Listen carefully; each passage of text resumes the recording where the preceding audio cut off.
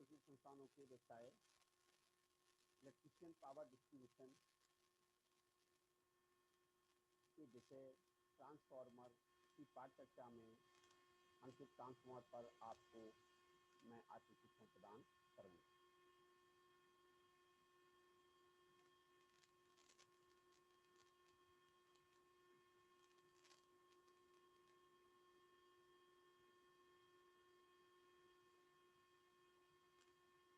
देखिए, ट्रांसफार्मर क्या होता है।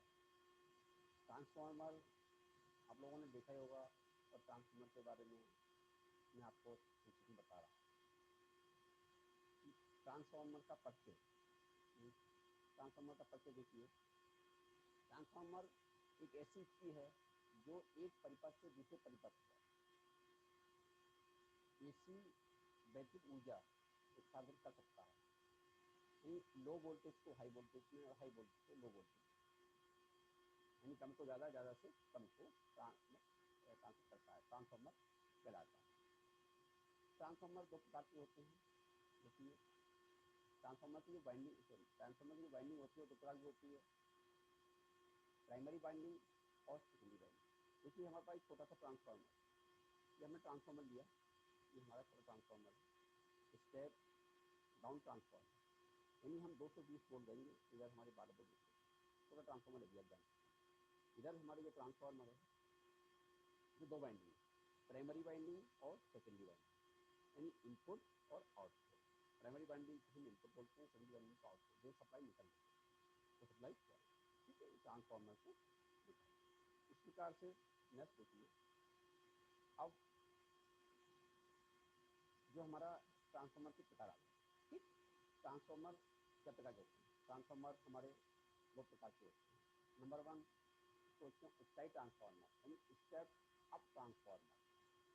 नंबर 2 होता है upside transformer, step down transformer, ठीक, स्टेप डाउन ट्रांसफार्मर होता है। अब स्टेप अप ट्रांसफार्मर क्या होता है और स्टेप डाउन ट्रांसफार्मर होता है, इनके बारे में संक्षिप्त में आपको बता रहा हूँ मैं। देखिए, स्टेप ट्रांसफार्मर होता है वो जो इनपुट वोल्टेज मान को बढ़ाकर दूसरे परिपथ को प्रदान करता है, स्टेप अप ट्रांसफार्मर कहलाता है। यानी जो स्टेप अप, यानी जो कम वोल्टेज को बढ़ा खाता है, जो बढ़ा देता है, उसको हम लोग स्टेप ट्रांसफार्मर कहते हैं। स्टेप डाउन जो इनपुट वोल्टेज को घटाकर दूसरे परिपथ को प्रदान करता है, वो स्टेप डाउन ट्रांसफार्मर कहलाता है। इस प्रकार से हमारे दो स्टेप ट्रांसफर होते हैं, ठीक है। अब इस कौन सा ट्रांसफार्मर कहाँ प्रयोग किया जाता है। देखिए, ट्रांसफार्मर की आवश्यकता, ट्रांसफार्मर की आवश्यकता क्या पड़ती है ट्रांसफार्मर।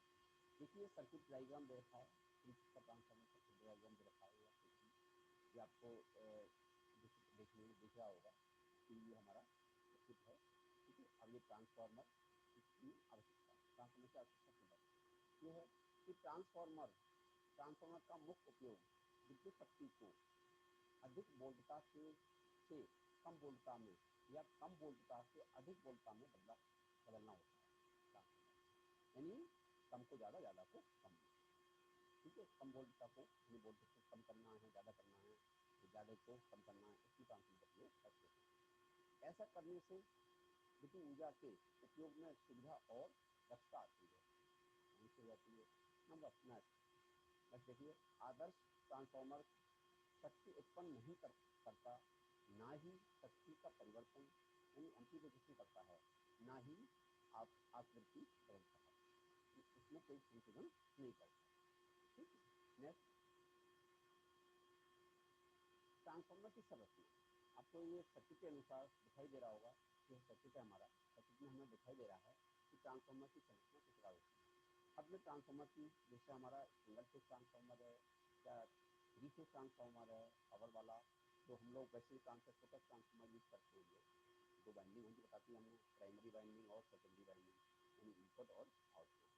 जैसे इस ट्रांसफार्मर में क्या होता है, देखिए ये हमारी बॉडी है, इसके अंदर हेड, ये हमारी वाइंडिंग, अंदर वाइंडिंग है, ट्रांसफार्मर अंदर वाइंडिंग है, ये ऊपर हमारी कोर है, इसको हम बोलते हैं आयरन कोर, ठीक है। एक कॉइल लेते हैं, कॉइल हम लोग, कॉइल में क्या कहते हैं हम लोग, जो हमारी कोर वो लेते हैं और कॉइल के अंदर हम लोग कोर रख देते हैं, फिट कर लेते हैं, ठीक है, फिर कर लेते हैं इसको और इसमें ई आकार के आइकाटिक को डालते हैं तो हमारी ये जो हमारा ट्रांसफार्मर हमको तैयार हो जाता है।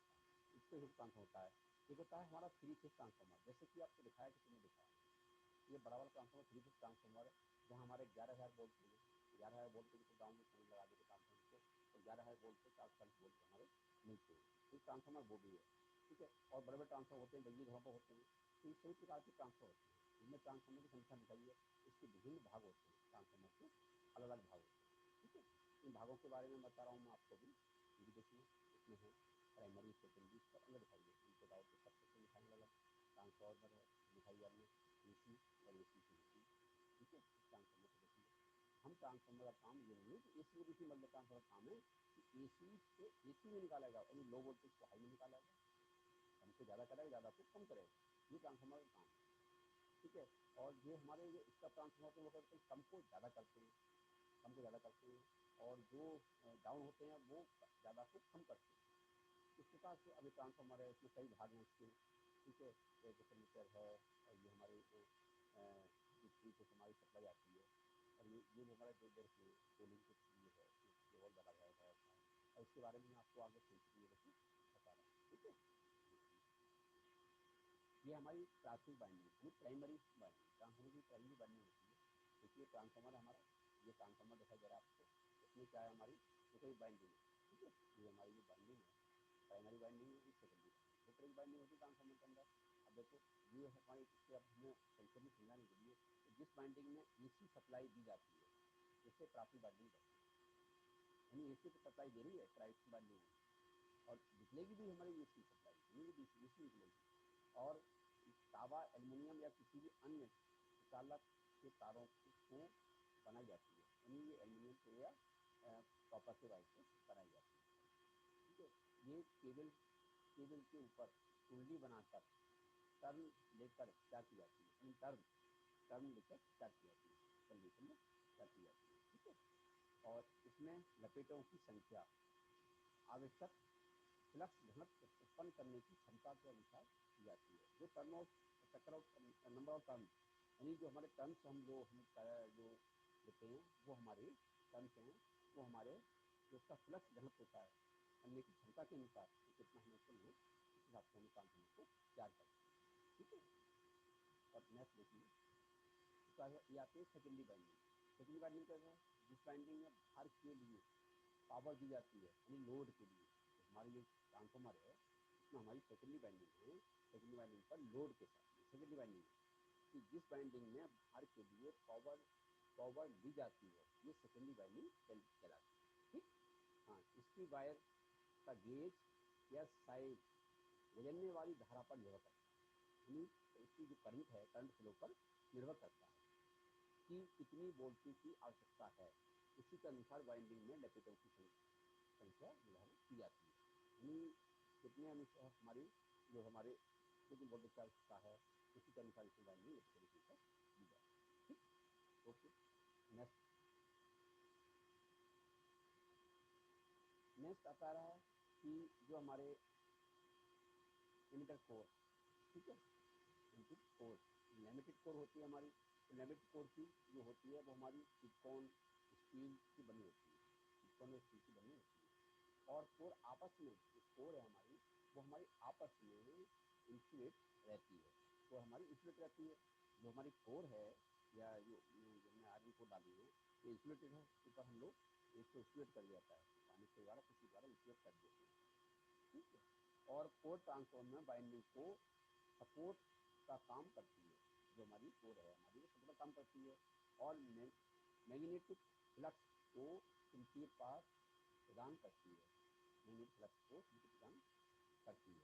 कोर को पतली लोहे की पत्ती यानी जो आयरन की पतली आयरन की पत्ती को इकट्ठा करी हमने, पत्ती इकट्ठी करी हमने, देखो इकट्ठी करी ये बनाई जाती है। पत्ती की थिकनेस पॉइंट 0.35 mm जो होती है इसकी, और 50 हर्ट्ज के लिए तक होती है, 50 हर्ट्ज तक के लिए होती है, ठीक है। पत्तियों को लेमिनेट करके एक दूसरे के साथ रख दिया जाता है, ये एक दूसरे के साथ हमने इसको रख दिया, ठीक है। ये चुंबकीय सर्किट में प्रभाव के लिए एक स्वाभाविक पथ और उच्च विशिष्ट चुंबकीयताशीलता प्रदान करती है। कोर लिमिटेड की तरह वजह से एंटी करंट लॉसेस और रियोस्टेट लॉसेस को कम करने में मदद करती है। ठीक है। क्या एंटी करंट जो लिमिटेड हमारी कोर है वो हमारी जो है एंटी करंट लॉसेस और हमारे रियोस्टेट लॉसेस को कम करने के लिए मदद करती है। ठीक। नेक्स्ट, टैंक या कंटेनर जिसमें जो टैंक होता है, जिसमें हमारा ट्रांसफार्मर होता है, तो टैंक होता है, इसमें कॉइल वगैरह रखी जाती है। तो टैंक ट्रांसफार्मर का एक ठंडा रखने में सहायता करता है। इसमें तेल भरा होता है, यानी जो ऑयल होता है, ट्रांसफार्मर ऑयल होता है, भरा होता है, जो इंसुलेशन तथा ट्रांसफार्मर को ठंडा रखने के लिए मध्य काम करता है। यानी जो ट्रांसफार्मर को जिसमें रखा हमने, ड्रम में रखा ट्रांसफार्मर को, उसमें क्या होता है, कॉइल हमने ट्रांसफार्मर के अंदर ड्रम होता है, टैंक होता है, उसके अंदर जो कॉइल है वो रखी जाती है हमारी, वो ऑयल में डूबी रहती है। ऑयल हमारा दो काम करता है, एक तो उसको इंसुलेशन काम करता है और एक कॉइल को ठंडा रखता है। ठीक। नेक्स्ट देखिए, टर्मिनल जो होते हैं हमारे, टर्मिनल निकले हुए थे, 3 फेज टर्मिनल, 3 टर्मिनल हैं। ठीक है, 3 फेज के 1 2 3, हमने 3 फेज दे दिया हमने। तो ये कुंडली के सिरों पर सप्लाई लेते व देने का कार्य करते हैं। इसमें सप्लाई ली व दी जाती है, यानी सप्लाई दे सकते हैं और सप्लाई ले भी लेते हैं। जो हमारे होते हैं, मेन लाइन आ रही है हमारी 11 की, इधर निकाल रहे हमारे धागे लाइन को दे दिए, इधर हमारे 4 वो लगी हुई है। ठीक है, उनके इंसुलेटर लगे होते हैं, तो उनसे हमारी सप्लाई आउटपुट निकालते हैं, उनको देते हैं, आउटपुट निकालते हैं। ठीक है। ट्रांसफार्मर की सिंगल फेज या 3 फेज की बनावट में थोड़ा अंतर होता है। 3 फेज की और ट्रांसफार्मर है, 3 फेज और 2 फेज और सिंगल फेज में अंतर होता है। सिंगल फेज ट्रांसफार्मर में सिंगल फेज सप्लाई दी जाती है, दी या ली जाती है। बाद 3 फेज ट्रांसफार्मर में 3 फेज सप्लाई दी या ली जाती है। ठीक। 3 फेज ट्रांसफार्मर में बुकोस रेले लगी रहती है, लगी होती है। अब बुकोस रेले लगी होती है, बुकोस वाले में भी बताऊंगा आपको भी थोड़ी देर में। ऑटो ट्रांसफार्मर एक आता है, ऑटो ट्रांसफार्मर क्या होता है, ऑटो ट्रांसफार्मर इसमें केवल एक बाइंडिंग होती है। ट्रांसफार्मर की बनावट है, हमने देखी होगा, अपने ये सर्किट दे रखा है हमने, सिर्फ एक बाइंडिंग है। ठीक है, देख रहे हैं, एक बाइंडिंग है। इससे केवल एक बाइंडिंग होती है और पूर्ण बाइंडिंग प्राइमरी की भांति कार्य करती है। ये बाइंडिंग का एक भाग सेकेंडरी की भांति कार्य करता है। इस स्थिति में सेकेंडरी की भांति कार्य करता है, अतः इस स्थिति में ये स्टेप डाउन ट्रांसफार्मर के रूप में कार्य करता है। यानी जो इसकी बाइंडिंग होती है ऑटो ट्रांसफार्मर की, एक बाइंडिंग होती है जो कि प्राइमरी और सेकेंडरी का दोनों का काम करती है। ठीक। ओके। अब ट्रांसफार्मर देखिए, ये ट्रांसफार्मर अलग आ गए। इंस्ट्रूमेंट ट्रांसफार्मर क्या होता है, इंस्ट्रूमेंट ट्रांसफार्मर उच्च वोल्टेज एवं उच्च करंट मापन यंत्रों में प्रयोग किए जाने वाले ट्रांसफार्मर इंस्ट्रूमेंट ट्रांसफार्मर कहलाते हैं। इंस्ट्रूमेंट ट्रांसफार्मर दो प्रकार के होते हैं, पोटेंशियल ट्रांसफार्मर और एक करंट ट्रांसफार्मर। पोटेंशियल ट्रांसफार्मर क्या होता है, करंट ट्रांसफार्मर क्या होता है, उनके बारे में हम संक्षिप्त में बता रहे हैं। देखिए, ये पोटेंशियल ट्रांसफार्मर ये transformer voltage step down transformer है। इसकी आउटपुट शक्ति कम होती है और इसलिए इसका आकार बहुत छोटा होता है। प्राइमरी तथा सेकेंडरी बाइंडिंग की चक्रों की संख्या इसमें फॉर्मूला है हमारा एक, E S upon E P बराबर एन एस बटे एन पी सूत्र से निर्धारित की जाती है। हम इस फॉर्मूले से भी हम लोग कर सकते हैं। तो ई एस बटे ई पी बराबर एन एस बटे एन पी, इस फॉर्मूले से हम इसकी कैलकुलेशन कर सकते हैं। नेक्स्ट होता है करंट ट्रांसफार्मर। करंट ट्रांसफार्मर क्या होता है, ये transformer current step down transformer है। इसकी प्राइमरी बाइंडिंग में केवल एक या दो लपेटे होते हैं और सेकेंडरी में महीन तार से अनेक लपेटे होते हैं। इसमें सेकेंडरी बाइंडिंग पर लोड सदैव लगा रहना चाहिए, अन्यथा इसमें उत्पन्न वोल्टेज इसे जला देंगे। यानी जब हम इस करंट ट्रांसफार्मर पर लोड नहीं देंगे तो हमारी इसकी सेकेंडरी बाइंडिंग जल जाएगी। और इस करंट ट्रांसफार्मर का प्रयोग कहाँ करते हैं हम लोग, बिजली घर पर करते हैं, बिजली घर पर करते हैं। ठीक है। आगे देखिए नेक्स्ट, आगे मैं आपको बताना चाहूँगा, देखिए कि जो ट्रांसफार्मर के बारे में बता रहा है, बुक के रिले के बारे में बता रहा था मैं आपको। जो हमारी बुक रिले होती है, बुक रिले हमारी होती है, ट्रांसफार्मर में क्लिक की जाती है। तो बुक रिले का काम क्या है? बुक रिले का काम क्या है कि ट्रांसफार्मर की सेफ्टी के लिए होती है बुक रिले। बुक रिले क्या होती है? जो हमारा ट्रांसफार्मर होता है, ट्रांसफार्मर को हम सांस लेते हैं, जैसे अपनी सांस लेते हैं, बाहर से सांस ऑक्सीजन लेकर बाहर करते हैं, सांस लेते हैं, ट्रांसफार्मर एक सांस लेता है, सही सांस चाहिए तो हवा चाहिए। उसके लिए क्या करते हैं हम, बुक रिले उसमें लगाते हैं, तो जिससे हमारी हवा वो वायु पास होती है।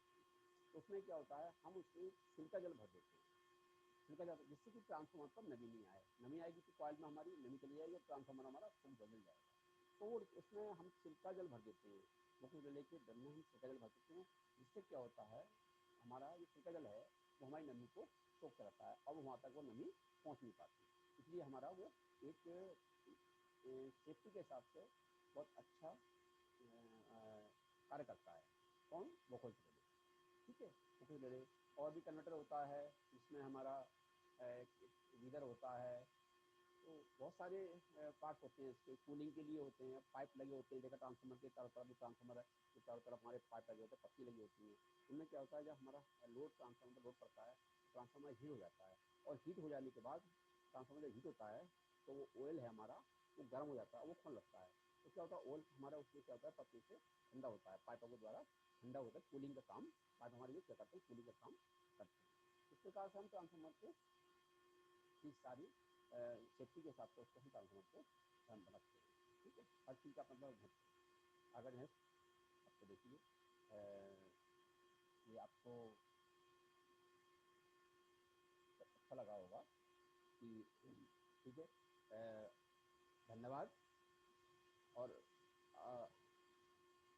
आज मैंने ट्रांसफार्मर पर आपको एक प्रशिक्षण प्रदान किया है। आशा है कि आपको ये प्रशिक्षण भविष्य हेतु मददगार होगा। धन्यवाद।